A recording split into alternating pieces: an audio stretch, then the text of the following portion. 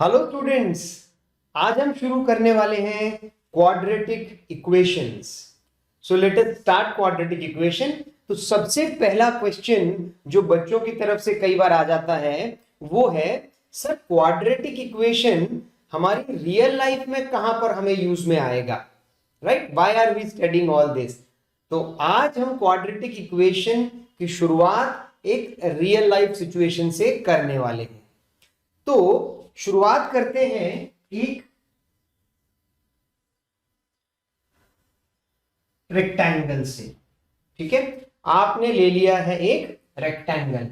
अब इस रेक्टेंगल में ये जो ब्रेथ है, let us suppose that the breadth is x, okay, and the length is 1 more than twice the breadth। क्या बोला मैंने? इसकी जो लेंथ है वो है 1 more than twice the breadth। तो लेंथ हो जाएगा 2x plus 1। Yes, 1 more than twice the breadth। सही है। So it will become 2x plus 1 और ब्रेथ हमारी है x। मान लेते हैं इस रेक्टेंगल का एरिया है 300 सेंटीमीटर स्क्वायर, 300 सेंटीमीटर स्क्वायर और समथिंग लाइक दिस। ओके, अब इस सिचुएशन को कन्वर्ट करने की कोशिश करते हैं। एक स्टेटमेंट तो मैंने आपको दे दी, इसको एक इक्वेशन जैसे में कन्वर्ट करने की कोशिश करते हैं। ब्रेथ कितना दिया है x, लेंथ कितना दिया है 2x plus 1। ठीक है, दोनों को करते हैं मल्टीप्लाई, क्योंकि एरिया हमको दिया गया है 300। This is area. So you know that the area of rectangle is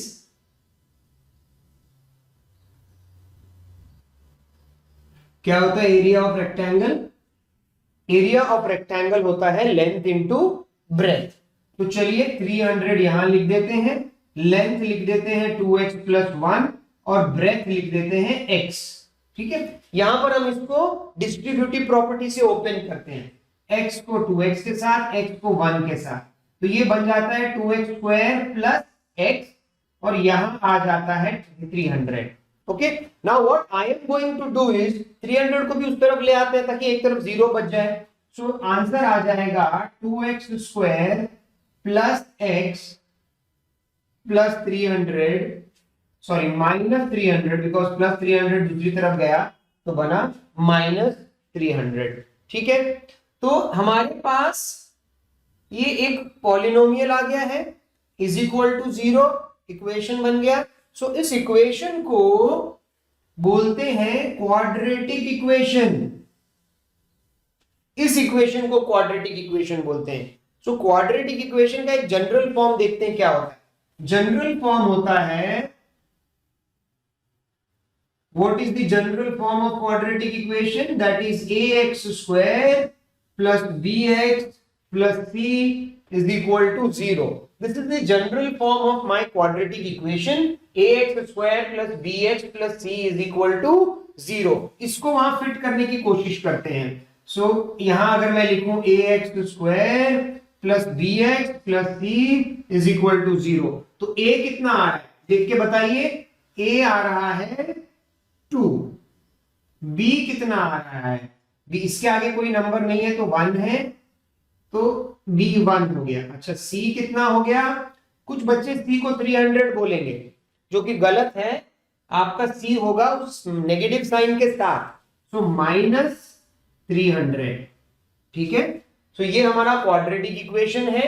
सो ये इस फॉर्म में जब भी आपको कोई इक्वेशन दिखता है तो वो क्वाड्रेटिक इक्वेशन है। चलिए इसके कैरेक्टरिस्टिक्स देखते हैं कि होता क्या है। देखो, इसमें एक नंबर होता है जो x के साथ है, एक नंबर होता है जो x स्क्वायर के साथ है।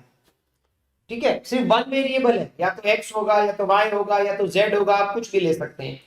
बट एक आपका हाईएस्ट पावर एक वेरिएबल की 1 है और दूसरे वेरिएबल की पावर है 2। सो मैक्सिमम पावर क्या है इसकी? मैक्सिमम, जिसको डिग्री ऑफ द पॉलिनोमियल बोलते हैं, वो है 2, because highest power of the variable is 2। अच्छा, क्या सर b 0 हो सकता है? हाँ, अगर b 0 हो जाएगा तो ये वाला पार्ट गायब हो जाएगा, but still it will remain a quadratic equation. Sir c 0 हो सकता है या c भी 0 हो सकता है, तब भी x का हाईएस्ट पावर 2 रहेगा। जब जब x का हाईएस्ट पावर 2 होगा तब हम बोलेंगे कि ये क्या है, ये एक क्वाड्रेटिक इक्वेशन है। आपने पॉलिनोमियल में ऑलरेडी पढ़ा हुआ है क्वाड्रेटिक पॉलिनोमियल, ये एग्जैक्टली वही है, बस इज इक्वल टू 0 लग गया तो पॉलिनोमियल की जगह ये बन गया equation, quadratic equation. So ax square plus bx plus c is equal to 0। Sir क्या a 0 हो सकता है? बिल्कुल नहीं, एक यही कंडीशन है कि a should not be equal to 0। Sir ऐसा क्यों? क्योंकि अगर a 0 हो जाता है तो ये x स्क्वायर गायब हो जाएगा, correct, because 0 multiplied by anything become 0। तो अगर स्क्वायर ही गायब हो गया तो फिर ये तो वन वेरिएबल बच जाएगा और लीनियर इक्वेशन बन जाएगा, हाईएस्ट पावर 1 बन जाएगी। तो जब तक हाईएस्ट पावर 2 होगी तब तक वो क्वाड्रेटिक इक्वेशन रहेगा। अगर वही गायब हो गई, अगर पावर 3 हो गई सर तो भी वो क्वाड्रेटिक नहीं रहेगा, पावर 1 हो गई सर मैक्सिमम तो भी वो क्वाड्रेटिक नहीं रहेगा। क्वाड्रेटिक होने के लिए हाईएस्ट पावर क्या होनी चाहिए? 2 होनी चाहिए, और वो इस फॉर्म में आना चाहिए ax square plus bx plus c is equal to 0। ठीक है, तो यहां मैंने आपको बताया कैसे एक क्वाड्रेटिक इक्वेशन क्रिएट हो जाता है जब हमारे पास एक लैंड है जिसका एरिया 300 सेंटीमीटर स्क्वायर है, ब्रेथ को हमने x लिया, length 1 more than twice the breadth, so 2x plus 1 multiply करके हम फाइनली जो एक इक्वेशन पे पहुंचे वो है क्वाड्रेटिक इक्वेशन। सो एक रियल लाइफ सिचुएशन के लिए भी क्वाड्रेटिक इक्वेशन आ सकता है। मतलब कि कोई किसी ने आपको ऐसे बोला कि भाई मेरे पास एक जमीन है जिसका ब्रेथ x है और उसकी जो लेंथ है वो है 1 more than twice the breadth, area है 300, तो बताओ मेरे उस प्लॉट का लेंथ और ब्रेथ क्या है। तो आपको एक क्वाड्रेटिक इक्वेशन आएगा, क्वाड्रेटिक इक्वेशन को सॉल्व करके आपको लेंथ और ब्रेथ का आंसर आ जाएगा। Getting my point? So quadratic equation general form एकदम अच्छे से हर बच्चे को याद रहनी चाहिए। जनरल फॉर्म है ax square plus bx plus c is equal to 0, where a should not be equal to 0। ठीक है, चलिए अगर आपको ये समझ में आ गया है तो अब हम अगले टॉपिक पे चलेंगे। अगले टॉपिक में हम बात करने वाले हैं कि ये सॉल्यूशन क्या होते हैं, रूट्स क्या होते हैं, जीरोस क्या होते हैं। बहुत बच्चों का कंफ्यूजन है कि सर सॉल्यूशंस, जीरोस, रूट्स, इन सब का क्या मतलब होता है।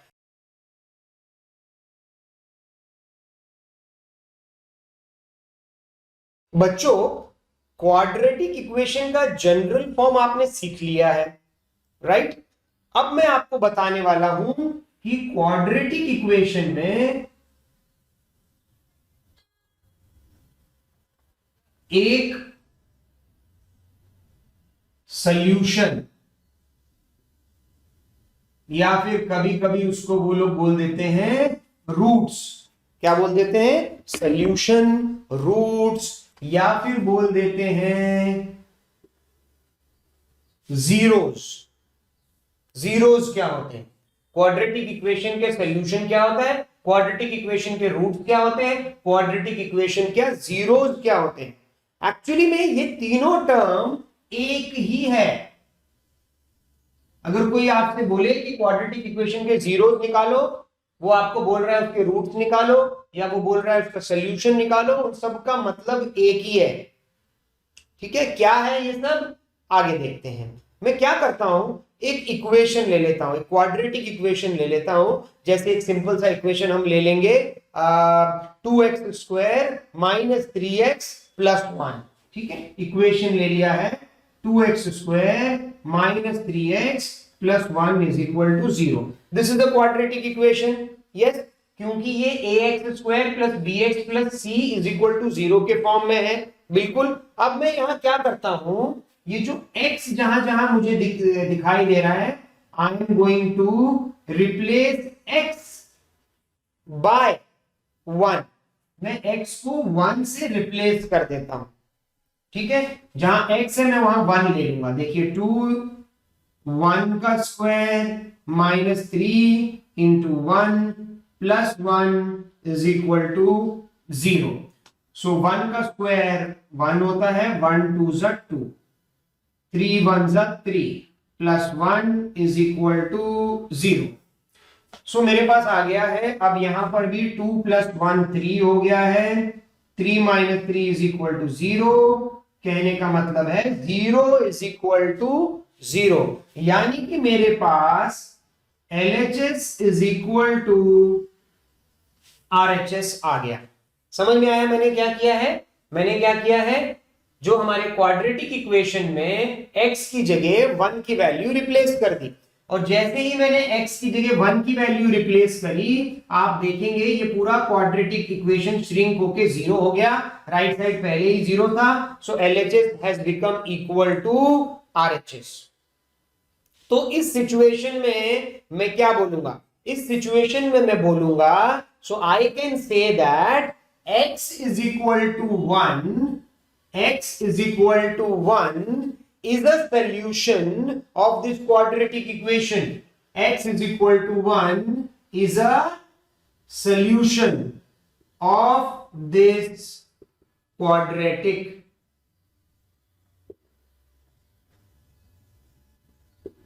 equation. पर solution की जगह में कौन सा वर्ड यूज कर सकता हूं? रूट। या कौन सा वर्ड यूज कर सकता हूं?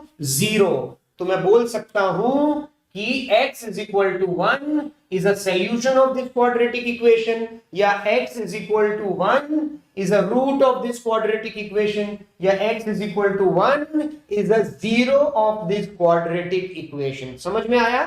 तो जीरो, रूट, सॉल्यूशन क्या होते हैं? ये वो वैल्यू होती है आपके वेरिएबल की जिसको रिप्लेस करने के बाद LHS RHS के बराबर आ जाता है, इक्वल आ जाता है। अच्छा सर, क्या और भी रूट्स हो सकते हैं? किसी ने पूछा, क्या और भी रूट्स हो सकते हैं? क्या x की वैल्यू कोई और भी हो सकती है?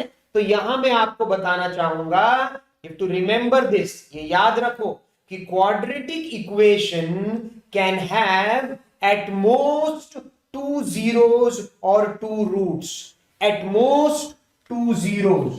So quadratic equation can have at most 2 solutions या 2 roots या 2 zeros। ठीक है? Can have at most। at most का क्या मतलब हुआ? at most का मतलब हुआ ज्यादा से ज्यादा। ज्यादा से ज्यादा कितने रूट्स आपके पास हो सकते हैं? एक क्वाड्रेटिक इक्वेशन के 2 रूट्स हो सकते हैं, यानी उससे कम भी हो सकते हैं, एक रूट भी हो सकता है, या कोई भी रूट ना हो ऐसी सिचुएशन भी हो सकती है। बट ज्यादा से ज्यादा कितने हो सकते हैं? 2 रूट्स, उससे ज्यादा नहीं हो सकते। चलिए चेक करते हैं, क्या x इज इक्वल टू 2 इसका सॉल्यूशन है या इसका रूट है? तो आपको क्या करना है? x is equal to 2 substitute कर देना है। चलिए 2 इंटू 2 का square minus 3 into 2 plus 1 is equal to 0। 2 square 4, 4 और 3 2 जा 6 प्लस 1 इज इक्वल टू 0। 4 2 जा 8 minus 6 plus 1 equal to 0। 8 plus 1 9, 9 minus 6 is equal to 0. So 3 is not equal to 0. So LHS is not equal to RHS. ठीक है? तो x is equal to 2 इस quadratic equation का solution नहीं है, root नहीं है, या फिर जीरो नहीं है। यहां तो बच्चों हम हिट एंड ट्रायल से आपको बता रहे थे कि इसका सॉल्यूशन क्या है। आपने 1 सब्स्टिट्यूट किया, 2 सब्स्टिट्यूट किया, फिर आप 3 करोगे, 4 करोगे, 5 करोगे, -1 करोगे, -2 करोगे। हिट एंड ट्रायल मेथड थोड़ा लेंदी है रूट्स निकालने के लिए, सॉल्यूशन निकालने के लिए। सो सॉल्यूशन अगर आपको जल्दी चाहिए तो उसके लिए अगले टॉपिक पर फैक्टराइजेशन मेथड, फॉर्मूला मेथड, ये 2 तरीके हैं जिनसे आप सॉल्यूशन बहुत अच्छी से जल्दी से निकाल सकते हैं। यहां मैंने आपको क्या बताया? यहां मैंने आपको बताया, आई टोल्ड यू कि एक क्वाड्रेटिक इक्वेशन का सॉल्यूशन रूट या जीरो क्या होता है? वो x की वो वैल्यू होती है जिसको इक्वेशन में सब्स्टिट्यूट करने के बाद LHS is equal to RHS आ जाता है। और एक चीज और मैंने आपको बताई कि quadratic equation can at most have how many zeros, can at most have 2 zeros. क्या मेरे बच्चों को यह समझ में आ रहा है? क्या आपको अच्छे से समझ में आ रहा है कि एक क्वाड्रेटिक इक्वेशन का सोल्यूशन रूट और जीरो क्या होता है? वैल्यू सब्स्टिट्यूट करने के बाद LHS is equal to RHS आ जाता है, राइट? एक्स की वो वैल्यू पुट करने के बाद LHS is equal to RHS आ जाए तो वो बन जाता है root of the quadratic equation. If LHS is not equal to RHS then it is not a root of the quadratic equation, right? And a quadratic equation can have at most 2 roots. ज्यादा से ज्यादा, at most बोला है मैंने, at least नहीं बोला है, ध्यान देना। एट मोस्ट 2 जीरोस, तो 2 जीरो भी हो सकते हैं, 1 जीरो भी हो सकते हैं, और कोई जीरो ना हो तो भी चलेगा। सर इस पॉइंट को थोड़ा सा और समझाइए। देखो मैं बोलता हूं, मैं जहां जहां गया मैंने देखा सबके एटमोस्ट 2 बच्चे थे, तो इसका क्या मतलब हुआ? एटमोस्ट 2 बच्चे थे, इसका क्या मतलब हुआ? ज्यादा से ज्यादा 2 बच्चे थे। यानी किसी किसी के पास शायद एक ही बच्चा था, या किसी के पास बच्चे ही नहीं थे। पर एटमोस्ट जब मैंने लगा दिया मतलब उससे ज्यादा नहीं हो सकता, उससे कम पॉसिबल है। Are you getting my point? Okay, चलिए आगे चलते हैं। बच्चों अब हम सीखेंगे फैक्टराइजेशन मेथड क्या होता है। What is factorization method?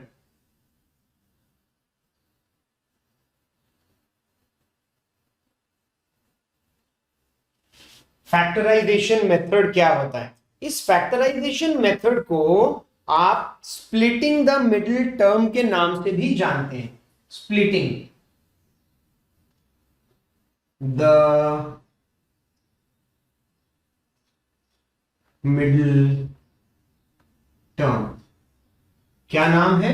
Splitting the middle term. Sir ये हम यूज क्यों करते हैं, पहले ये तो बताइए। देखो अगर आपके पास एक क्वाड्रेटिक इक्वेशन है और आपको उस क्वाड्रेटिक इक्वेशन के सॉल्यूशंस पता करने हैं, रूट्स पता करने हैं, या फिर उसको तीसरा नाम क्या बोला जाता है? जीरोस पता करने हैं। If you want to find out the solution or zero or root of a given quadratic equation not using the hit and trial method, then this is one of the method। ये एक तरीका है जिससे आप जल्दी से उसके roots पता कर सकते हैं, सॉल्यूशंस पता कर सकते हैं। और सॉल्यूशंस क्या है वो तो आपने अभी अभी पढ़ा था। क्या होते हैं सॉल्यूशंस? ऐसी x की वैल्यू जिसको इक्वेशन में डालूं, जिसको क्वाड्रेटिक इक्वेशन में डालूं तो क्या होगा? LHS is equal to RHS आ जाएगा, 0 इक्वल टू 0 आ जाएगा, मतलब कि वो इक्वेशन को सेटिस्फाई करेगा। करेक्ट? तो चलिए देखते हैं फैक्टराइजेशन मेथड। फैक्टराइजेशन मेथड करने के लिए हमें जरूरत पड़ेगी एक क्वाड्रेटिक इक्वेशन की। तो चलिए क्वाड्रेटिक इक्वेशन ले लेते हैं, जैसे मान लेते हैं 2x square minus 5x plus 3। Quadratic equation ले लेते हैं 2x square minus 5x plus 3 is equal to 0। ये देखिए ये हमने ले लिया है एक क्वाड्रेटिक इक्वेशन। सर ये क्वाड्रेटिक इक्वेशन है? बिल्कुल। क्यों? क्योंकि this is of the form ax square plus bx plus c is equal to 0। a क्या है सर इसमें? a 2 है, b क्या है? -5, c क्या है? 3। ये क्वाड्रेटिक इक्वेशन क्यों है सर? क्योंकि इसमें इस इक्वेशन की हाईएस्ट, इसकी डिग्री क्या है इस इक्वेशन की, यानी हाईएस्ट पावर कितनी है? x की हाईएस्ट पावर है 2। So it is a quadratic equation. जो भी मैं बोल रहा हूं वो आपके लिए रिवीजन का काम करना चाहिए, ठीक है? हम क्या करने वाले हैं? इसको splitting the middle term factorization से सॉल्व करने वाले हैं। देखिए मेथड बहुत सिंपल है। जब भी आपको कोई क्वाड्रेटिक इक्वेशन दिया जाएगा, whenever you are given a quadratic equation, जो x के साथ जो नंबर होता है, याद रखना, जो x के साथ जो नंबर होता है वो बन जाता है सम। देखिए यहां पे साइड में आप रफ में लिखेंगे सम और प्रोडक्ट। तो जो x के साथ जो नंबर होता है वो होता है सम। तो सम हमारे पास कितना आया? -5। बिल्कुल ध्यान देना, सम -5। अच्छा अब दूसरी चीज प्रोडक्ट। जो x स्क्वायर के आगे जो नंबर है और जो लास्ट में जो c था, कहने का मतलब है a और c, जो आपका बी है वो बन गया सम, और जो ए और सी का जो प्रोडक्ट है वो बन जाएगा प्रोडक्ट। सो इधर 3 है, इधर 2 है, 3 2 जा 6, प्रोडक्ट में आप लिख देंगे 6। क्या ये समझ में आया? Are you clear with this point? मैंने क्या किया, जो बीच का जो नंबर है यानी जो बी था, जो एक्स के आगे नंबर था, वो सम के नीचे लिख दिया। This is sum, SUM, this is product, PRODUCT। ये सम है और ये प्रोडक्ट है। प्रोडक्ट में मैंने क्या किया, प्रोडक्ट में मैंने ए और सी को मल्टीप्लाई कर दिया। सो 2 और 3 को मल्टीप्लाई करके 6 लिख दिया, ये प्रोडक्ट हो गया मेरा। ठीक है, ये सम था और ये प्रोडक्ट हो गया। अब आगे क्या करना है, ध्यान से सुनना। अब मैं क्या करूंगा, यहां पर आऊंगा, इस तरफ आऊंगा और 6 के फैक्टर्स लिखना शुरू करूंगा।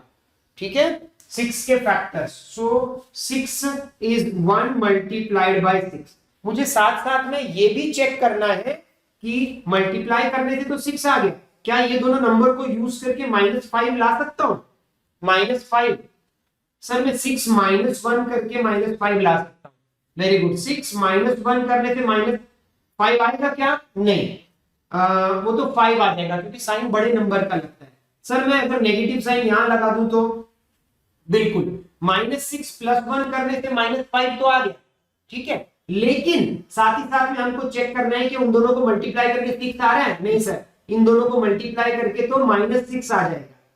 सो यानी कि 1 और 6 को यूज करके मेरा काम नहीं बन रहा, उसको कैंसिल कर दिया और दूसरे फैक्टर ढूंढने की कोशिश करता हूं। और कौन कौन से फैक्टर्स हैं, जैसे कि 2 मल्टीप्लाइड बाय 3, 2 मल्टीप्लाइड बाय 3 भी 6 बनेगा। अच्छा, 2 3 जा 6 बन जाएगा। मुझे -5 चाहिए, इनको ऐड करके सिंपल ऐड करूंगा तो 2 + 3 5 हो जाएगा। एक काम करता हूं, इसमें भी माइनस और इसमें भी माइनस लगा देता हूं। जब मैंने दोनों के आगे माइनस लगा दिया तो माइनस इंटू माइनस प्लस हो गया। सो 3 2 जा 6 आ गया, और -2 और -5 को जब मैं प्लस करता हूं, जब दोनों माइनस होते हैं तो आंसर आ जाएगा -5। सो हमारा काम बन गया। तो हमें अपने वो दो नंबर मिल गए। देखो, नाम है स्प्लिटिंग द मिडिल टर्म, यानी इस मिडिल टर्म की जगह मुझे क्या क्या नंबर मिले, -2 और -3। ठीक है, ये नंबर ढूंढने में कभी कभी बच्चों से गलती हो जाती है और पूरा मेथड गलत हो जाता है। तो ध्यान देना है आपको, क्या करना है, ऐसे दो नंबर ढूंढने हैं जिनको मल्टीप्लाई करके ये आए और जिनको प्लस माइनस करके ये आए। ठीक है, आगे चलिए। सो अपने क्वाड्रेटिक इक्वेशन में अब मैं 2x², अब इन दोनों को लिख दूंगा। ये होगा -2x और दूसरा होगा -3x + 3 = 0। बीच वाले की जगह मैंने ये दोनों लिख दिए, स्प्लिटिंग द मिडिल टर्म। आगे वाला थर्ड टर्म दोनों वैसे के वैसे ही हैं। अब चलते हैं आगे। ओके, अब इसमें कॉमन निकालते हैं। इन दोनों में कॉमन क्या होगा, देखो इसके पास भी x 2 है, इसके पास भी 2x है, दोनों के पास 2 2 है। एक 2 भी कॉमन निकला, एक x भी कॉमन निकला, 2 निकल गया, x निकल गया, इसके पास एक x बचा। अब यहाँ पे पता है गड़बड़ क्या हो जाती है, कुछ बच्चे आगे समझ नहीं पाते हैं, बोलते हैं सर पूरे का पूरा 2x तो बाहर निकल आया, तो क्या मैं 0 लिख दूं? बिल्कुल नहीं। देखो, क्या मैं 2 को 2 × 1 नहीं लिख सकता? लिख सकता हूं ना, 2 को 2 × 1। तो अगर ये 2x बाहर चला गया तो भी क्या बचा, 1। हाँ, तो भी 1 तो वहां बचा ना, तो -1। 2 बाहर निकाल लिया, x बाहर निकाल लिया, अंदर क्या बचा, x - 1। अगले ब्रैकेट में आप अपने आप ही x - 1 लिख देना। ध्यान से सुनना, x - 1 आया, अगले ब्रैकेट में अपने आप x - 1 लिख दो। अब सोचो कि बाहर में कौन सा नंबर लिखूंगा जिससे मल्टीप्लाई करने पर ये आ जाएगा। मुझे -3x चाहिए, यहाँ x है, तो मैं -3 बाहर लिख दूंगा। तो -3 × x -3x। अच्छा, -3 × -1 + 3। ठीक है, समझ में आया? तो इस तरीके से पहले दो टर्म में से आप कॉमन निकालिए, जो ब्रैकेट के अंदर बच जाता है उसको दोबारा लिखिए, और फिर देखिए बाहर में कौन सा नंबर लिखूं जिससे मल्टीप्लाई करने पर ये वाले दोनों नंबर वापस आ जाए। Once you are sure with this, you are very close to the answer. अब आपके पास दोनों में कॉमन आया x - 1 और वो आपने बाहर ले लिया, तो अंदर बचा 2x - 3 = 0। पर अभी तक आंसर आया नहीं है, अभी आंसर आगे निकालना है। तो x minus one is equal to zero, या तो ये जीरो हो सकता है, जब दोनों को मल्टीप्लाई करने से जीरो आ रहा है तो या तो ये जीरो हो सकता है या तो ये भी जीरो हो सकता है, ठीक है। तो x minus one is equal to zero और एक आप लिखेंगे 2x minus three is equal to zero. So minus one दूसरी तरफ चला गया, x is equal to one.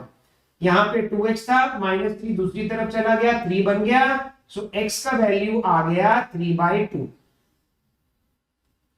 क्या निकले, क्या निकले ये दोनों क्या निकले, सॉल्यूशंस निकले। किसके सॉल्यूशंस निकले, इस क्वाड्रेटिक इक्वेशन के सॉल्यूशंस निकले। या फिर बोलेंगे ये इसके रूट्स हैं, या बोलेंगे ये इसके थर्ड क्या था, जीरोस हैं। और आपको पहले ही बताया गया था एटमोस्ट ज्यादा से ज्यादा कितने जीरोस निकल सकते हैं, 2 जीरोस निकल सकते हैं। तो निकल गए ना आपके इस क्वाड्रेटिक इक्वेशन के 2 जीरो। फिर किसी बच्चे ने बोला सर मुझे क्या पता कि मेरा आंसर राइट है, मुझे क्या पता कि ये दोनों जीरोस हैं भी कि नहीं, कहीं कुछ गलत कर दिया होगा तो बच्चों अगर ऐसी सिचुएशन आएगी तो आपको पता है आपको क्या करना है।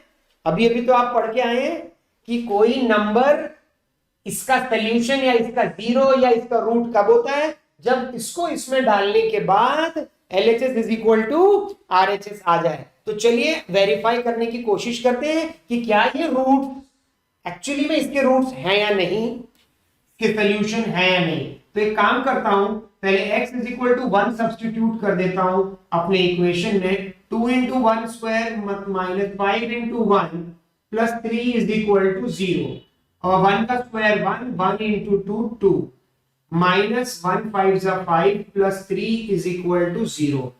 Okay 2 plus 3 5 minus 5 is equal to 0, 0 is equal to 0। So LHS is equal to RHS। समझ में आया? So LHS is equal to RHS। इसका मतलब x is equal to 1 is the solution of this quadratic equation, is the root of this quadratic equation, is zero of this quadratic equation। चलिए जल्दी से check करते हैं क्या x is equal to 3/2 भी इसका solution है कि नहीं है। चलो x is equal to 3/2 को भी इसमें सब्स्टिट्यूट करके देखते हैं।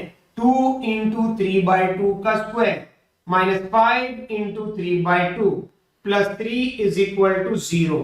ध्यान देना, बिल्कुल ध्यान देना। कभी कभी बच्चे जब हमारे पास फ्रैक्शन में नंबर होते हैं बहुत गड़बड़ करते हैं, बहुत। एक तो माइनस हो, डेसिमल हो, फ्रैक्शंस हो, बहुत गलतियां हो जाती हैं, और कुछ तो नॉर्मल पे भी गलती कर देते हैं, ठीक है। तो ध्यान से देखना। सो पहले ब्रैकेट को सॉल्व करूंगा, 3 का स्क्वायर 9, 2 का square 4 multiplied by 2 minus 5 into 3/2 plus 3 is equal to 0। अच्छा 2 सा कट गया तो बचा 9/2 माइनस 5 3 सा 15/2 प्लस 3 इज इक्वल टू 0। ठीक है, अब क्या करूं आगे, एलसीएम निकालूं। सो एक काम करता हूं, 3/1 है ये, सो इंटू 2 इंटू 2 कर देता हूं। यहां कर दूं सॉल्व, यहां जगह है तो यहां कर देते हैं। 9/2 minus 15/2 plus 6/2 is equal to 0। नीचे 2 है, लिख दिया। अब 9 प्लस 6 कितना होता है, 9 प्लस 6 15 होता है, 15 माइनस 15 इज इक्वल टू 0। तो 0/2 इज इक्वल टू 0, यानी कि 0 इज इक्वल टू 0, यानी कि LHS is equal to RHS, right. LHS is equal to RHS। तो इसका क्या मतलब हुआ, इसका मतलब हुआ कि x is equal to 1 and x is equal to 3/2 इस क्वाड्रेटिक इक्वेशन के सॉल्यूशंस हैं। Yes, they are the solution. Sir ये तो बहुत मस्त तरीका हो गया, इससे हम एग्जाम में आंसर पता भी कर सकते हैं कि हमारा आंसर सही है कि गलत है। अबे बेवकूफो, इतना टाइम नहीं मिलेगा तुमको, इतना टाइम नहीं मिलेगा कि सॉल्व भी करो और बाद में सब्स्टिट्यूट भी करके देखो, ठीक है। अगर कोई बेवकूफ बच्चा ही है जो बिल्कुल ही स्लो है करने में, तो करता जाए, at least he will be sure कि एक क्वेश्चन तो करेक्ट होगा मेरा। बट जो थोड़ा बच्चा समझदार है, with practice you don't have to substitute, या वो माइंड में ही सब्स्टिट्यूशन करके छट से आगे निकल जाएगा। समझ में आ रहा है? You getting my point? So हमने यहां पे क्या सीखा, आज हमने सीखा factorization method, splitting the middle term. पर बच्चों ये तो सिर्फ एक ही मेथड है, ये सिर्फ एक मेथड है। एक मेथड और मैं आपको बताने वाला हूं, ठीक है। क्वेश्चन यहां पर हमने एक ही सॉल्व किया है और कुछ क्वेश्चंस मैं आपको वर्कशीट में दे दूंगा, कुछ प्रैक्टिस के लिए क्वेश्चंस वर्कशीट में दे दूंगा, उनको आपने पूरी तरीके से प्रैक्टिस करना है, सॉल्व करना है। Getting my point? यहां पर मैंने आपको एक डेमो क्वेश्चन दे दिया है, क्योंकि कई बार क्या बहुत सारे बच्चे, देखिए ऐसे तो ये factorization splitting the middle term 7th standard 8th standard से ही आपके पास है। एल्जेब्रिक एक्सप्रेशन में एल्जेब्रिक आइडेंटिटीज या फिर फैक्टराइजेशन चैप्टर आपने पढ़ा होगा 8th स्टैंडर्ड में, वहां पर ही ये splitting the middle term introduce कर दिया था। 9th में भी था, 8th में, 9th में, now it is in 10th standard. But कुछ बच्चे क्या है 8th 9th में ध्यान नहीं दिया, तो उनके लिए ये डेमो की तरह हो जाता है कि उनको एक बार समझ में तो आए कि ये पूरा प्रोसेस है क्या, और धीरे धीरे बताया जाए और अच्छे से बताया जाए। ओके, अब आपको कुछ वर्कशीट में कुछ क्वेश्चंस होंगे, उन क्वेश्चंस को प्लीज आपने सॉल्व करना है।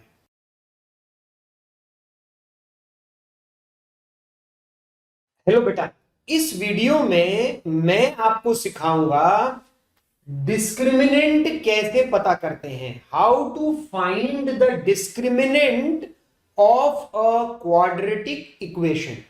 तो बिल्कुल ध्यान से देखना कि किसी क्वाड्रेटिक इक्वेशन का डिस्क्रिमिनेंट कैसे निकालते हैं।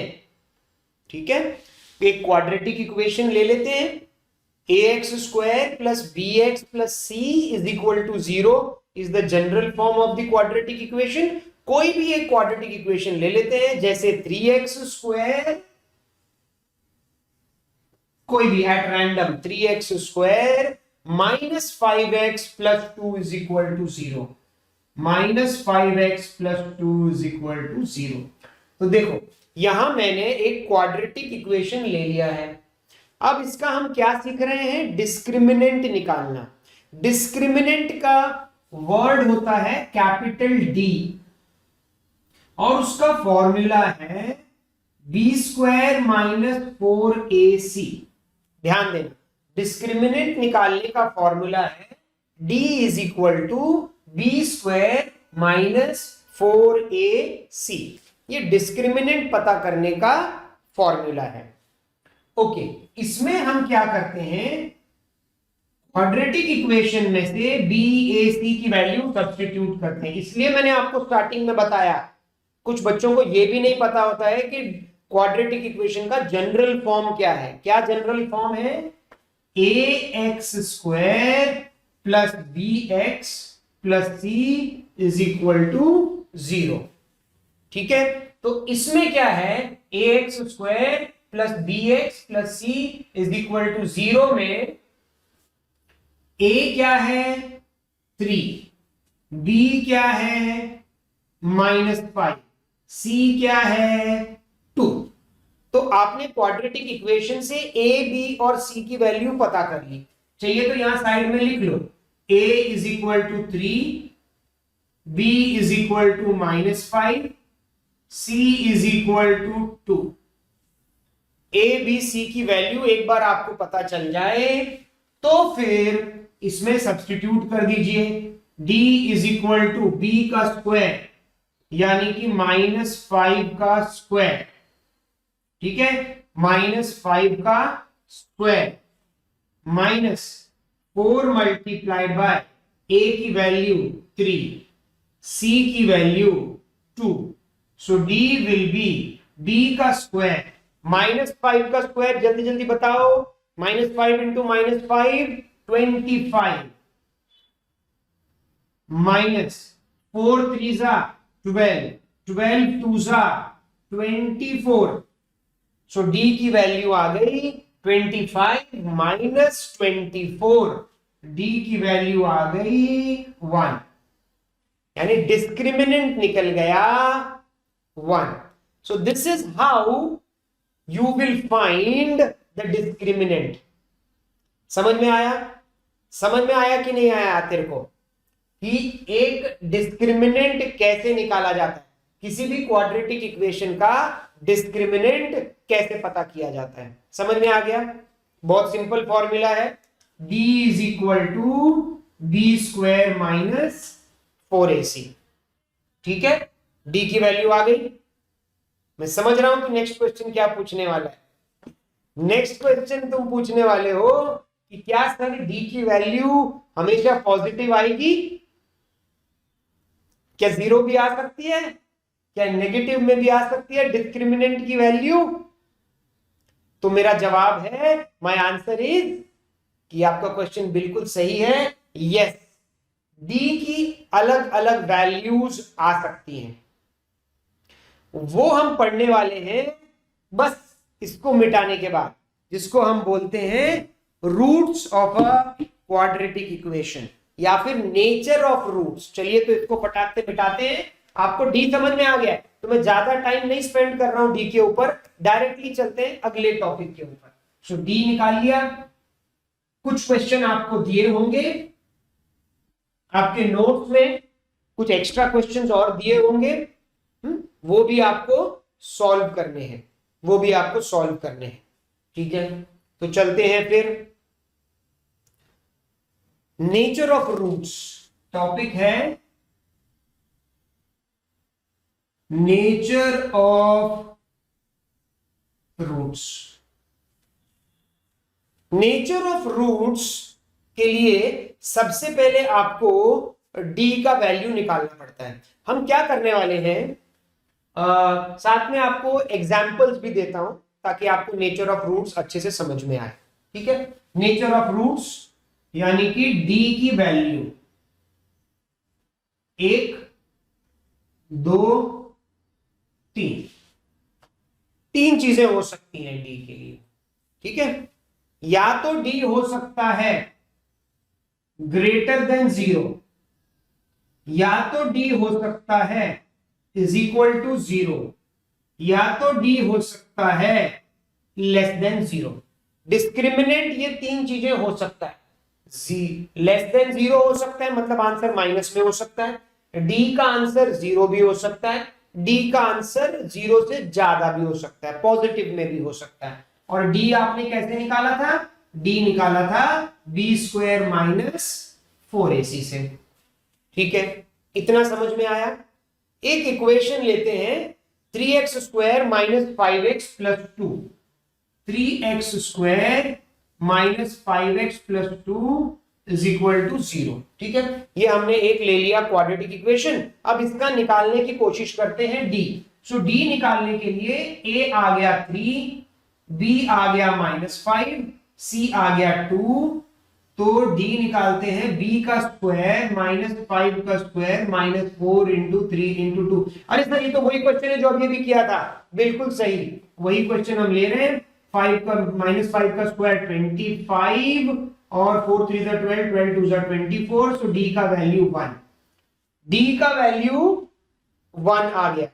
ठीक है, अगर आपका d का वैल्यू 1 आ गया तो वो कौन सी कैटेगरी में आ गया, तीनों में से इस कैटेगरी में आ गया। किस कैटेगरी में, ग्रेटर देन 0, ग्रेटर देन 0 की कैटेगरी में आ गया। सो मैं यहां लिख देता हूं, जैसे d इज इक्वल टू 1 आ गया, वो इस कैटेगरी में आ गया। तो जब भी इस कैटेगरी में आप पहुंच जाते हो तो आगे का रास्ता ये बोलता है कि आपको आगे मिलेंगे 2 डिस्टिंक्ट रियल रूट्स। ध्यान दें, 2 डिस्टिंक्ट रियल रूट्स, या कहीं कहीं पे लिखा होता है 2 unequal roots. 2 real and unequal roots, दोनों का मतलब एक ही है, रियल एंड अनइक्वल मतलब अलग अलग, डिस्टिंक्ट का मतलब भी वही है, अलग अलग। रियल रूट्स यानी आगे आपको जाकर के 2 रूट्स मिलेंगे, 2 सॉल्यूशन मिलेंगे, गारंटीड है। आपने पहले पढ़ा था ना, आपको याद है, एटमोस्ट पढ़ा था, याद है कि नहीं? एटमोस्ट कितने क्वाड्रेटिक इक्वेशन के कितने सॉल्यूशन हो सकते हैं, एटमोस्ट 2 हो सकते हैं। तो डेफिनेटली जब भी आपका डी का वैल्यू 0 से बड़ा होता है, यानी डी का वैल्यू प्लस में आता है, तो आपके 2 आंसर पॉसिबल होते हैं, 2 आंसर निकलते हैं, याद रखना है। ठीक है, आगे चलते हैं, एक और इक्वेशन लेते हैं 2x स्क्वायर, चलिए एक और ले लेते हैं 2x square minus 2 root 2x। ठीक है, 2x square minus 2 root 2x plus 1 is equal to 0। ये इक्वेशन ले लिया। इस इक्वेशन में a b c क्या हुआ, a हुआ 2, b क्या हुआ, b हुआ -2 रूट 2, c क्या हुआ, c हुआ 1। निकालते हैं d, d होता है b square minus 4ac, b का स्क्वायर माइनस 2√2 का square minus 4 into a into c। सो ये तो इजी होगा, 4 2 जा 8। अच्छा 2√2 का स्क्वायर कैसे निकालूं, ध्यान देना, माइनस 2√2 का स्क्वायर मतलब दो बार आपको मल्टीप्लाई करना है, 2√2 इंटू 2√2, √2 इंटू √2 2 होता है, 2 2 जा 4 होता है, 4 2 जा 8 होता है, यानी इसका आंसर 8 आएगा। और अगर दोनों पे माइनस लगा हो तो माइनस इंटू माइनस प्लस, तो आंसर +8 आएगा। तो आंसर आया +8। 8 माइनस 8, आपकी डी की वैल्यू कितनी आ गई है, डी की वैल्यू कितनी आ गई है, डी की वैल्यू आ गई है 0। तो डी की वैल्यू 0 आ गई, यानी इस कैटेगरी में आ गया, इस कैटेगरी में आ गया। अगर आपका आंसर इस कैटेगरी में आता है, अगर डी इस कैटेगरी में आता है, तो आपके फिर से दो आंसर निकलेंगे, पर वो दोनों इक्वल होंगे। तो आप लिखेंगे 2 equal real roots, 2 equal real roots. 2 distinct real roots नहीं बोलेंगे, आप क्या बोलेंगे, 2 इक्वल रियल रूट्स। इक्वल निकलते हैं, यानी कि दोनों आंसर सेम आएंगे, दोनों आंसर सेम आएंगे। दो आंसर तो आएंगे बट दोनों सेम आएंगे। जैसे इसमें अगर मान लेते हैं आपके दो आंसर आए, एक आंसर ए मान लो, एक बी मान लो, दो अलग अलग, इसमें सेम ही आंसर आएंगे। अगर इसको ए लिखोगे तो दूसरे को भी ए लिखोगे। सो 2 डिस्टिंक्ट रियल रूट्स इसमें मिलेंगे, इसमें आपको एक ही रूट मिलेगा, वही दो बार रिपीट होगा। तो आपको दो सॉल्यूशंस नहीं मिल सकते, एक ही सॉल्यूशन। अब चलते हैं आगे, एक इक्वेशन और लेते हैं। चलिए इस बार इक्वेशन लेते हैं X square plus 4x plus 5, X square plus 4x plus 5 is equal to 0। a 1 हो गया, b 4 हो गया, c 5 हो गया। चलिए d निकालते हैं, d है b square minus 4ac, b का स्क्वायर 4 का square minus 4 into 1 into 5, 4 square 16 minus 5 4 जा 20। d की वैल्यू आ रही है -4। d की वैल्यू कितनी आ रही है यहां पर, देखो d की वैल्यू कितनी आ रही है, d की वैल्यू आ रही है -4। कौन सी कैटेगरी में आया, यहां पर आया, <0। तो जब भी ये सिचुएशन आती है तो आप लिखेंगे नो रियल रूट्स। समझ रहे हैं क्या बोल रहा हूं मैं, क्या लिखेगा, नो रियल रूट्स लिखोगे आप, लिखोगे यहां पे नो रियल रूट्स। ये थर्ड कैटेगरी हो गई, no real roots. So nature of roots इन्हीं को बोलते हैं बच्चों, नेचर ऑफ रूट्स मतलब आपके जो रूट्स हैं वो कैसे हैं, क्या वो नो रियल रूट्स हैं, क्या वो रियल एंड इक्वल हैं, क्या वो रियल और अलग अलग हैं, जिसको बोलते हैं 2 डिस्टिंक्ट रूट। कैसे पता चलता है कौन सी कैटेगरी में आपका क्वाड्रेटिक इक्वेशन है, डी पता करके, डिस्क्रिमिनेंट पता करके, डी पता करके, डी की वैल्यू पे ये डिसाइड होता है। डी की वैल्यू ग्रेटर देन 0 हो सकती है, डी की वैल्यू इक्वल टू 0 हो सकती है, डी की वैल्यू लेस देन 0 भी हो सकती है, तीनों कैटेगरी हो सकती है। कौन डिसाइड करता है, डी डिसाइड करता है, इसलिए तो उसका नाम दिया है डिस्क्रिमिनेंट। डिस्क्रिमिनेशन सुना है, डिस्क्रिमिनेशन, ओके, हमें डिस्क्रिमिनेट मत करो, कलर के बेसिस पे डिस्क्रिमिनेट मत करो, नॉलेज के बेसिस पे डिस्क्रिमिनेशन मत करो, बॉय गर्ल के बेसिस पे हमें डिस्क्रिमिनेट मत करो।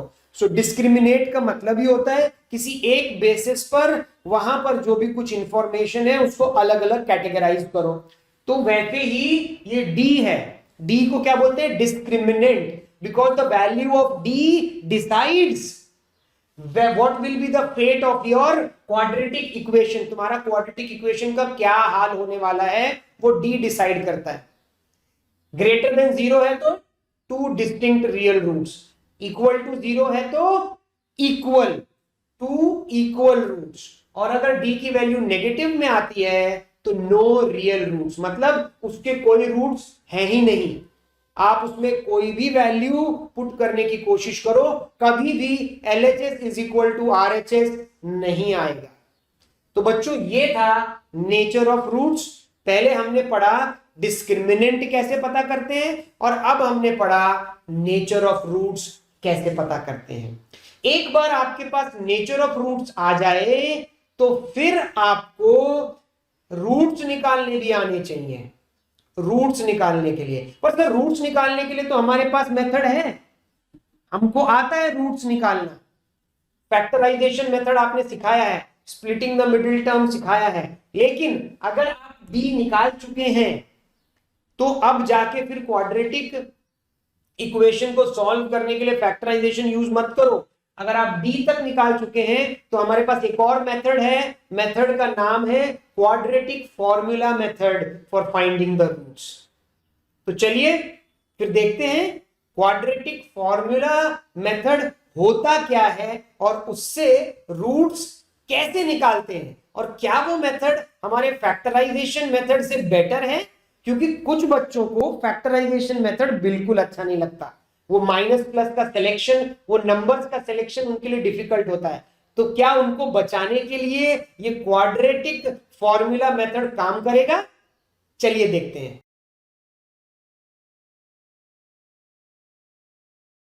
बच्चों यहां हम सीखेंगे quadratic formula method for finding roots. ये मेथड उन बच्चों के लिए बहुत काम का है, जैसे मैं बता रहा था, for those students who hate splitting the middle term, they hate finding those two numbers, किसमें माइनस होगा किसमें प्लस होगा, and then they mess up taking out common. तो डेफिनेटली उनको बचाने के लिए ये मेथड आया है। मेथड का नाम है क्वाड्रेटिक फॉर्मूला मेथड। तो चलिए देखते हैं। तो अगर आपके पास एक क्वाड्रेटिक इक्वेशन है ax square plus bx plus c is equal to 0, पहले स्टेप में आपको निकालना है d निकालिए, जो कि होता है b square minus 4ac, right. ये आप पहले कर चुके हो ना। d क्या होता है? डिस्क्रिमिनेंट। तो पहले आप d निकालिए अपने क्वाड्रेटिक इक्वेशन में से। एक बार आपके पास d आ जाए तो फिर आंसर निकालना है, बहुत आसान। मेथड क्या है? फॉर्मूला मेथड क्या है? वैल्यू ऑफ x, मान लेते हैं अगर आपका quadratic equation is in terms of x is equal to minus B plus minus root D upon 2a, right. What is the formula? x is equal to minus B plus minus under root D upon 2a।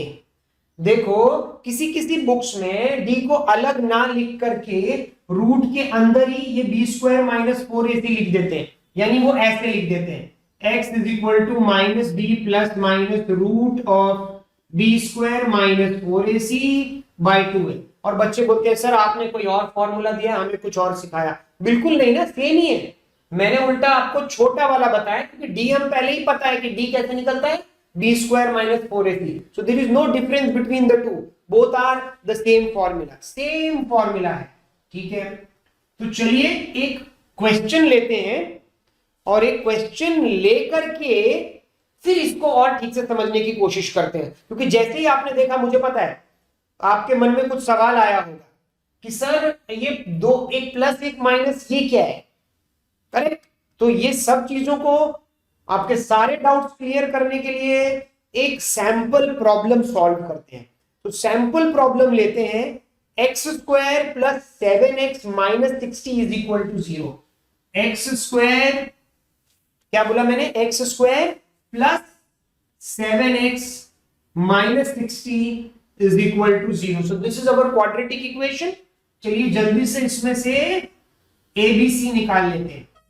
ए हो गया 1, B हो गया 7 और C हो गया minus 60। याद रखना, इसके साथ माइनस छोड़ मत देना, minus sign has to be there. So minus 60, A B C आ गया, ठीक है।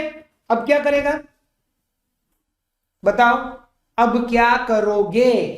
What will you do? एक बार A B C आया तो पहला स्टेप क्या है? D निकालो। तो चलो शुरू कर देते हैं। पहले D निकाल लेते हैं कि इस तरफ निकाल लेते हैं। चलो नहीं, यही निकालते हैं। यहां पे आगे का सॉल्व कर लेंगे। सो डी निकालते हैं, B square minus 4ac, B का स्क्वायर मतलब 7 square minus 4 into 1 into minus 60। So D is equal to 7 square 49 minus into minus plus. एकदम फास्ट करने की कोई जरूरत नहीं है, अगर गलत हो जाता है तो ध्यान से स्टेप बाय स्टेप। दो दो माइनस है तो माइनस इंटू माइनस प्लस बन जाएगा। 6 4 24, 240, 240 आ गया। सो डी इज इक्वल टू 240 और 40 प्लस किया 280 और फिर 9 प्लस किया तो 289 आ गया। भाई मेरा डी आ गया 289। कितना आ गया डी? 289। तो देखो अभी अभी आपने पढ़ा था नेचर ऑफ रूट्स, तो ये कौन सी कैटेगरी में आ गया? कौन सी कैटेगरी में आ गया? बोलो बोलो बोलो। Yes, D greater than zero वाली कैटेगरी में आ गया। ग्रेटर देन जीरो मतलब क्या थे nature of roots? Two distinct real root, यानी इसके दो आंसर तो पक्का श्योर निकलेंगे, अलग अलग, दो अलग अलग रूट्स निकलेंगे। ठीक है, अब एक बार डी आ गया ना, तो अब मैं ये फॉर्मूला यूज करने वाला हूं। एक्चुअली ये फॉर्मूला दो पार्ट्स में बढ़ जाता है। एक होगा x is equal to minus B plus root D by 2a, और एक होगा x is equal to minus b minus root D by 2a। ध्यान दें, एक क्या होगा? माइनस बी, क्योंकि ये दो थे ना प्लस माइनस, तो दोनों को मैंने स्प्लिट कर दिया, क्योंकि अब दो रूट्स आने थे, एटमोस्ट टू रूट्स। सो एक प्लस के साथ और एक माइनस के साथ। पहले प्लस वाले को सॉल्व करते हैं। The value of x is, अब यहां ध्यान देना क्योंकि फॉर्मूले में भी माइनस है बेटा, यहां बहुत बच्चे गलत करते हैं, बहुत बच्चे गलती करते हैं। आप वो गलती से ना करें, इसलिए मैं आपको पहले ही बता रहा हूं, फॉर्मूले में भी माइनस है और कभी कभी आपके इक्वेशन में भी माइनस हो जाता है, बी में माइनस होता है। जैसे यहां तो माइनस नहीं है तो कोई प्रॉब्लम नहीं है, आराम से ये आ जाएगा -7। बट कभी कभी अगर आपके बी में भी माइनस है तो माइनस ऑफ माइनस भी वो प्लस हो जाता है, उस चीज का बिल्कुल ध्यान देना। So -7 plus root of 289 by 2 into a का वैल्यू 1। देखो इसलिए मैं आप सब बच्चों को एक रिक्वेस्ट करता हूं, हम्बल रिक्वेस्ट है सबके लिए, कि जैसे ही आप कोई क्वाड्रेटिक इक्वेशन देखें तो सबसे पहले एबीसी लिख लो। बार बार इक्वेशन में से ढूंढना ना पड़े, एक बार एबीसी लिख लो, जहां जहां चाहिए वहां सब्स्टिट्यूट कर लेंगे। ठीक है, बिल्कुल इस चीज को याद रखना और ऐसे ही करना।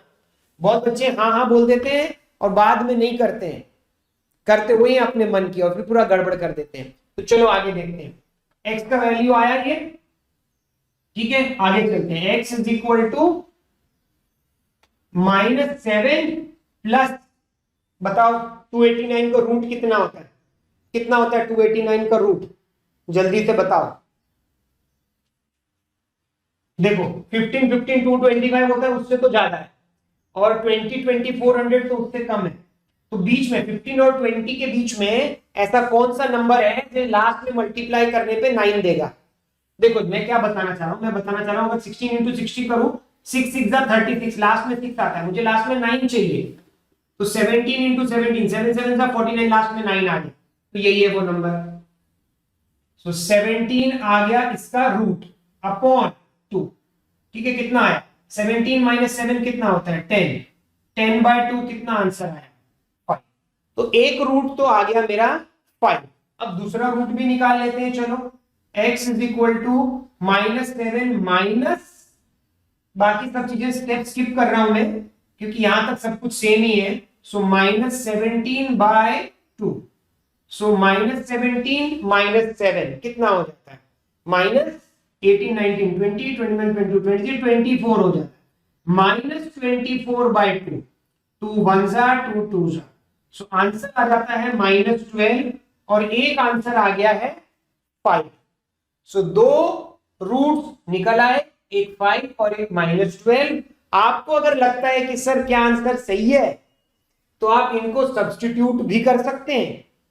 इक्वेशन में सब्स्टिट्यूट करो, हमने पहले सीखा हुआ है, LHS is equal to RHS आ जाएगा। या कोई बहुत ही बड़ी महान हस्ती है तो बोलेगी सर क्या इस क्वेश्चन को फिर मैं स्प्लिटिंग द मिडिल टर्म से करके देख लूं, क्योंकि still some of you want to decide whether you want to use this method or want to use the factorization method if you get a question where you just have to find the roots।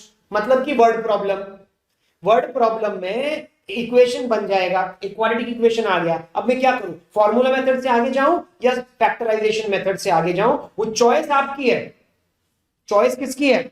आपकी है। आपके experience के basis पर आप अपनी खुद की choice करेंगे, क्योंकि कभी कभी ऐसा होता है कि लिखा हुआ आएगा, क्वाड्रेटिक इक्वेशन दिया होगा, भाई इसको सॉल्व करो फॉर्मूला मेथड से या इसको सॉल्व करो फैक्टराइजेशन से। अगर तो ऐसा लिखा हुआ आया तो चॉइस नहीं है, बट वर्ड प्रॉब्लम में तो डेफिनेटली आपके पास चॉइस होती है। तो वहां आपने खुद डिसाइड करना है अपने बेसिस पे, अपने दिल पर हाथ रख के देखना है और पूछना है कि क्या मुझे फैक्टराइजेशन आ जाता है। जितने भी क्वेश्चन दिए जाते हैं फैक्टराइजेशन मेथड से मेरे आंसर करेक्ट निकलते हैं। अगर तो नहीं निकलते तो I should try for this method, I should start learning this method. This method उनके लिए ज्यादा बेटर है, उन बच्चों के लिए जिनका फैक्टराइजेशन में थोड़ा हाथ ढीला है। समझ गए? हाथ इसमें भी आगे ढीला हो जाएगा, क्योंकि रूट जो है ना, कई बार वो बच्चे ठीक से निकाल नहीं पाते। बट यहां पे एक बात मैं आपको बता देता हूं, ध्यान से सुनना।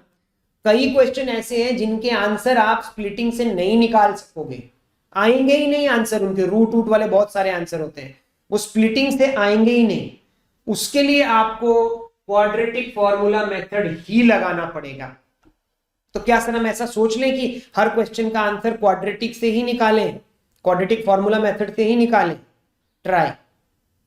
कई बार फैक्टराइजेशन से आंसर जल्दी आ जाता है, बट अगर अटकने लग रहा है, फंस रहा है ना, तो फटाक से change over to which formula? Quadratic formula method. ठीक है, सीख लिया quadratic formula method. Quadratic formula method में डी निकालने के बाद ये फॉर्मूला लगाना होता है, x is equal to minus B plus minus root D by 2a। इसको कैसे लिखते हैं? Minus B plus root D by 2a और दूसरा minus b minus root D by 2a। दो अलग अलग है, दो अलग अलग आंसर आते हैं। और दो अलग अलग आंसर आपको पता है कब आते हैं? जब नेचर ऑफ रूट्स में आपका डी का वैल्यू ग्रेटर देन 0 हो। अगर डी का वैल्यू 0 हो गया सर, तब क्या होता है? देखो ध्यान दो, अब अगर डी का वैल्यू 0 हो जाता है, हो गया ना ये खत्म, तो इसको हटा देते हैं और आपका वो डाउट भी क्लियर कर देता हूं कि अगर डी का वैल्यू 0 हो गया, चलिए मान लेते हैं कि किसी क्वाड्रेटिक इक्वेशन का वैल्यू आ गया d इज इक्वल टू 0। अच्छा, d इज इक्वल टू 0 आ गया, तो आप वो दोनों यहां पे सब्स्टिट्यूट कर दोगे कि नहीं कर दोगे? इसमें भी कर दोगे, इसमें भी कर दोगे। तो देखो ये क्या बन जाएगा, x is equal to minus B plus root of 0 by 2a। ये क्या बन जाएगा, x is equal to minus b minus root D by मतलब 0 बाय 2a। 0 का रूट 0, तो यहां पर आ गया आपका ये पूरा गायब हो गया इतना टर्म, तो आंसर आ गया माइनस बी बाय 2a। इसका भी क्या आंसर आ गया? माइनस बी बाय 2a, क्योंकि इसमें भी ये पीछे का पार्ट गायब हो गया। समझ में आया? तो जब d 0 होता है, इसलिए बोलते हैं टू इक्वल रूट्स। यहां नहीं बोलते टू डिस्टिंक्ट रियल रूट्स, यहां बस बोलते हैं टू इक्वल रियल रूट, क्योंकि ये भी माइनस बी बाय 2 है, ये भी माइनस बी बाय 2 है। तो समझ रहे? तो अब क्या हो गया, मैं आपके लिए पूरा बड़ा टेबल बनाने की कोशिश करता हूं, ध्यान देना, बिल्कुल ध्यान से देखना। ठीक है, सबसे पहले आपके पास एक क्वाड्रेटिक इक्वेशन होगा, उसका आप d निकालोगे बी स्क्वायर माइनस 4ac से। फिर आप डिसाइड करोगे, अगर d ग्रेटर देन 0 हुआ तो हमको मिलता है टू डिस्टिंक्ट रियल रूट्स, और वो निकालने के लिए फॉर्मूला क्या है, x is equal to minus B plus root D by 2a, और दूसरा है x is equal to minus b minus root D by 2a, या दोनों को कंबाइन करके लिखूं तो minus B plus minus root D by 2a। समझ में आया? तो दो रूट्स निकल आएंगे। अगर मेरा d होता है इज इक्वल टू 0, तो आपको मिलते हैं टू इक्वल रियल रूट्स, और अगर आपको टू इक्वल रियल रूट्स मिलते हैं तो आपके दो आंसर जो आएंगे वो कैसे निकलेंगे, minus b by 2a minus b by 2a से, दोनों सेम निकले, माइनस बी बाय 2a। अच्छा, तीसरी कैटेगरी क्या थी, d इज लेस देन 0, यानी आपका d नेगेटिव में आया, तो आप बोलेंगे no real roots. Real roots है ही नहीं, यहां टू इक्वल है, यहां पे टू डिस्टिंक्ट रियल रूट्स है, अलग अलग है। यहाँ पे दोनों रूट्स सेम है, सो एटमोस्ट रूट इन दोनों सिचुएशन में निकल सकते हैं। एटमोस्ट तो इसी में निकलेंगे, दो डिस्टिंक्ट निकलेंगे, इसमें तो दोनों का आंसर सेम ही होगा, तो एक ही रूट निकलेगा, और इसमें नो रियल रूट निकलेंगे। तो भाई ये थी पूरी कहानी। अब ये रूट निकालने के लिए या तो आप क्वाड्रेटिक फॉर्मूला मेथड से चले जाओ, या तो ये सब मत करो, डायरेक्टली फैक्टराइजेशन से करो, अगर क्वेश्चन में दिया गया होगा तो। क्या ये समझ में आया? अच्छी तरह से समझ में आया तो पूरा प्रॉपरली लिख लो, ठीक है। और जो भी क्वेश्चन अभी दिए गए हैं उनको सॉल्व करिए।